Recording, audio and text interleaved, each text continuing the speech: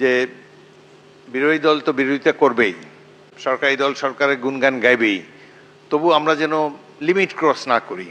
আমরা যেন দেশের স্বার্থকে সবার উপরে স্থান দিয়ে জনগণের স্বার্থ, জনগণ যারা আমাদেরকে নির্বাচিত করেছে, বুকা নাঙ্গা জনগণ, মেঘনাতে তুলিয়া তিস্তা নদীর পারে যে জনগণ বসবাস করে, তাদের স্বার্থের কথা চিন্তা করেই যেন আমাদের প্রত্যেকটা কার্যক্রম পরিচালিত হয়। আমরা যেন অতীতে বিরোধিতার জন্য বিরোধিতা না করি, আর অতীতের তেলবাজির সংসদ যেন আবার নতুন করে এখানে চালু না করি। আমরা প্রত্যেকেই দায়িত্বশীল ব্যক্তি, সবাই নির্বাচিত জনপ্রতিনিধি। আমরা সবাই একে অন্যকে সম্মান করব এবং সাথে সাথে দেশের স্বার্থে যেটি করা উচিত সেই কাজটি আমরা সবাই করব। এটা যেন আমরা সবাই আমার মাথায় রাখি। সর্বশক্তিমান আল্লাহর নিকট আমাদের প্রিয় মাতৃভূমি বাংলাদেশের অব্যাহত শান্তি, সমৃদ্ধি ও অগ্রগতি কামনা করছি।